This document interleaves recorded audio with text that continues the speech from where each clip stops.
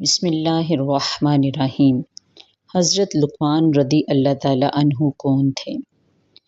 حضرت عبداللہ ابن عمر رضی اللہ تعالیٰ عنہ سے مروی ہے کہ نبی پاک صلی اللہ علیہ وآلہ وسلم نے ارشاد فرمایا، حضرت لقمان رضی اللہ تعالیٰ عنہ نبی نہیں تھے، بلکہ وہ غور و فکر کرنے والے اور دولت یقین سے مالا مال بندے تھے۔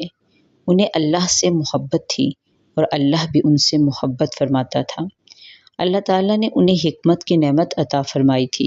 ایک مرتبہ دوپہر میں سوتے ہوئے انہیں ندا کی گئی، اے لقمان، اگر تم پسند کرو تو تمہیں خلیفہ بنا دیا جائے تاکہ تم عدل و انصاف کو قائم کر سکو۔ انہوں نے جواب دیتے ہوئے عرض کی، اگر تم مجھے اختیار کا حق ہے تو میں عافیت کو قبول کروں گا اور اس آزمائش سے بچوں گا، اور اگر منصب خلافت سنبھالنے کے متعلق قطعی حکم ہے تو میں دل و جان سے حاضر ہوں، کیونکہ مجھے اللہ تعالیٰ کے کرم پر بھروسہ ہے کہ وہ مجھے غلطی سے بچائے گا۔